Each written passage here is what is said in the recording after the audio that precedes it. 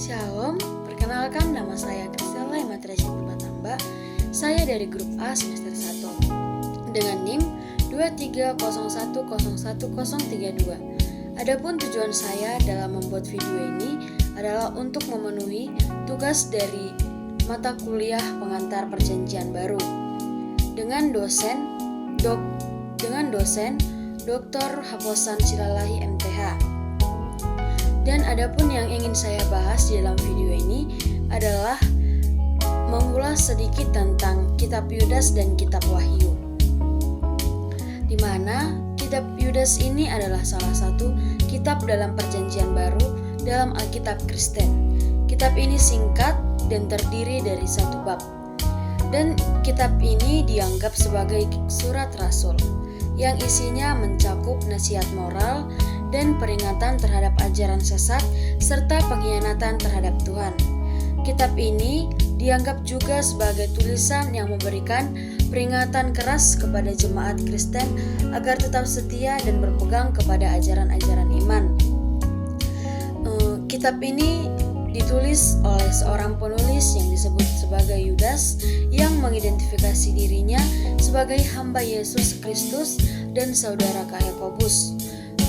Namun, identifikasi lebih lanjut tentang siapa Yudas ini tidak jelas karena nama ini relatif umum pada masa itu.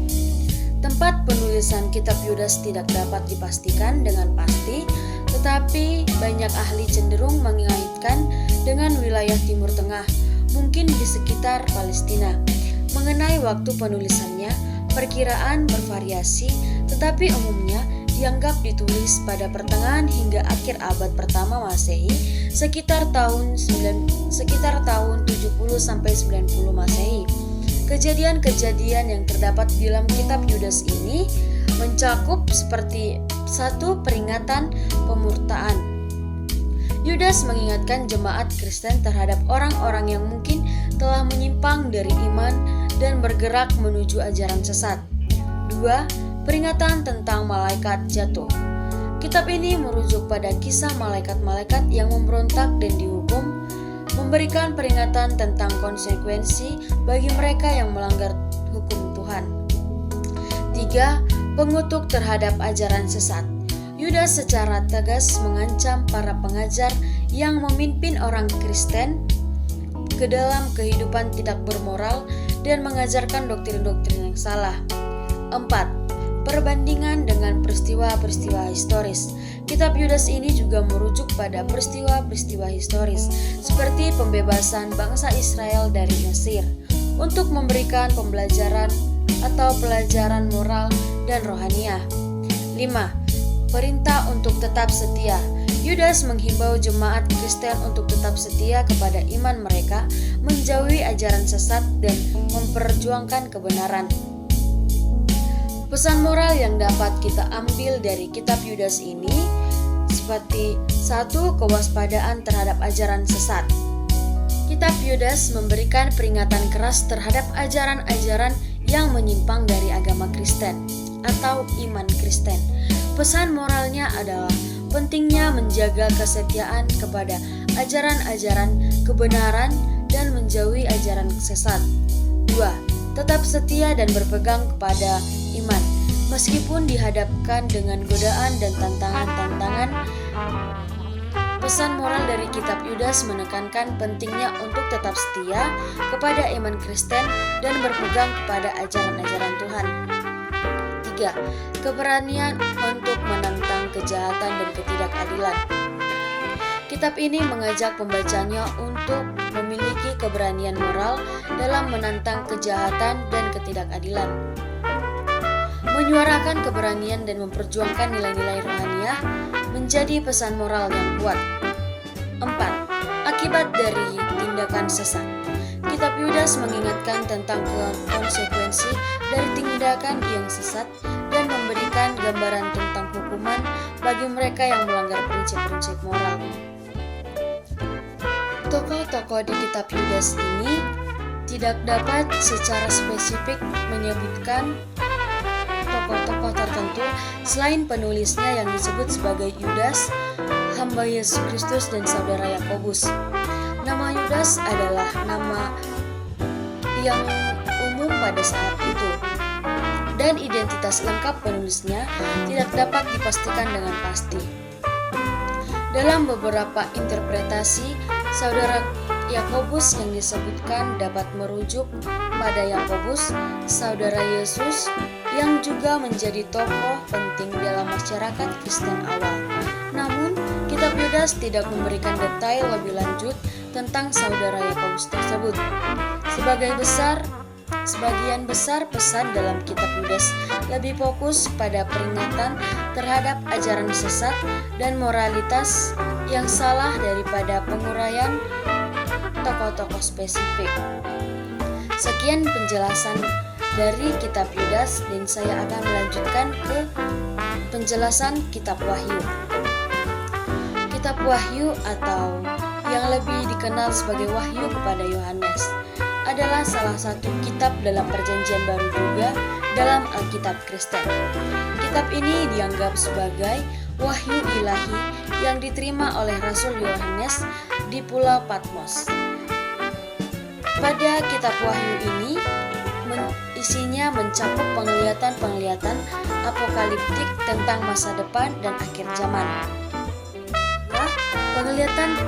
Penglihatan apokaliptik.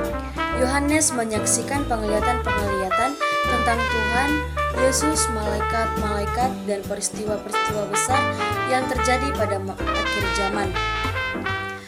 3. Bukaan 7 materai. Serangkaian peristiwa yang terungkap saat 7 materai dibuka yang mencakup perang, kelaparan, dan bencana alam. 4. Bintang jatuh dan pembukaan abis. Penggambaran peristiwa yang melibatkan bintang jatuh dan pembukaan abis menyebabkan keluarnya makhluk-makhluk yang mengerikan. 5. Peperangan surga. Penggambaran peperangan rohania antara malaikat-malaikat baik dan jahat. 6. Binatang dari laut dan binatang dari bumi. Representasi simbolis kekuatan jahat dan penganiayaan terhadap orang percaya. 7. Penghakiman akhir.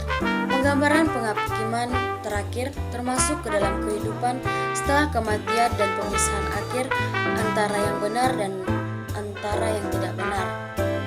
8. Kota suci Yerusalem baru. Penggambaran kota suci yang baru dan keadaan kebahagiaan yang abadi bagi mereka yang setia kepada Tuhan. Kitab Wahyu ini menciptakan gambaran-gambaran simbolis dan penuh makna untuk menyampaikan pesan teologis tentang kehidupan, iman, dan akhir zaman bagi orang-orang Kristen. Interpretasi kitab ini dapat berbeda-beda di antara pemahaman teologis dan denominasi gereja yang berbeda. Tokoh-tokoh utama yang dapat kita lihat di kitab Wahyu itu adalah Yohanes Sang Penglihat atau Yohanes Rasul, penulis kitab Wahyu yang menerima wahyu tersebut di Pulau Patmos. 2. Tuhan Yesus Kristus. Yesus muncul dalam berbagai bentuk dalam kitab ini, memberikan petunjuk, penglihatan, dan memainkan peran kunci dalam penghakiman akhir. 3. Malaikat-malaikat. Berbagai malaikat sering sekali disajikan dalam simbol-simbol dan gambaran alegoris. Tempat dan waktu penulisan kitab Wahyu ini. Kitab Wahyu ditulis oleh Rasul Yohanes, yang juga dikenal sebagai Yohanes Sang Penginjil. Penulisannya diyakini terjadi di dalam Pulau Patmos, sebuah pulau kecil di Laut Egea. Pada akhir abad pertama Masehi, sekitar tahun 90-95 Masehi, Yohanes menulis kitab ini selama masa penganiayaan terhadap orang Kristen di bawah pemerintahan Kaisar Domitianus. Kejadian-kejadian yang terjadi di dalam kitab Wahyu ini terdapat 7 surat kepada jemaat, yaitu Yohanes meminta instruksi dan penglihatan dari Yesus untuk dituliskan kepada 7 jemaat di Asia Kecil. 2. Penglihatan apokal Tuhan. Kitab Wahyu menekankan pentingnya kesetiaan dan ketaatan kepada Tuhan dalam menghadapi cobaan dan penganiayaan. 2. Harapan dan penghiburan. Meskipun terdapat gambaran penghakiman dan kesulitan, kitab ini juga menyaksikan harapan dan penghiburan bagi mereka yang setia kepada Tuhan. 3. Keberanian dalam iman. Tokoh-tokoh seperti Yohanes dan orang-orang tetap setia kepada Tuhan dalam kondisi sulit, menunjukkan keberanian dalam mempertahankan iman. 4. Penghargaan kepada mereka yang setia. Kitab ini juga menggambarkan pahala dan keberkahan bagi mereka yang tetap setia hingga akhir, memberikan dorongan moral untuk menjalani kehidupan dengan integritas. Pemisahan antara yang baik dan yang jahat. Kitab Wahyu ini juga mengajarkan tentang konsep pemisahan antara yang benar dan tidak benar, mendorong refleksi moral tentang kehidupan sehari-hari. Penting untuk diingat bahwa interpretasi kitab Wahyu dapat bervariasi dan pesan moralnya dapat dipahami secara berbeda-beda, tergantung pada perspektif teologis dan kepercayaan masing-masing pembaca. Sekian dari kitab Yudas dan kitab Wahyu yang dapat saya sampaikan. 3. Malaikat-malaikat. Berbagai malaikat yang menyampaikan pesan-pesan dan melibatkan diri dalam peristiwa-peristiwa eskatologis. 4. Elohim dan Tetragrammaton. Berbagai nama untuk Tuhan menciptakan gambarannya yang maha kuasa dan maha kudus. 5. Binatang dari laut dan binatang dari bumi. Representasi simbolis kekuatan jahat yang terlibat dalam penganiayaan terhadap orang percaya. 6. 144.000 orang terpilih. Sebuah kelompok yang disebut sebagai orang-orang terpilih dari suku-suku Israel yang disegel dan dilindungi oleh Tuhan selama peristiwa-peristiwa apokaliptik. 7. Nabi palsu dan dua nabi saksi. Tokoh-tokoh yang muncul selama penghakiman akhir dan memberikan tantangan terhadap kebenaran. Setiap tokoh dalam kitab Wahyu memiliki makna simbolis yang mendalam, dan interpretasi mereka sering menjadi subjek berbagai pandangan teologis dan eskatologis. Dan pesan moral yang dapat kita ambil dari kitab Wahyu ini adalah 1.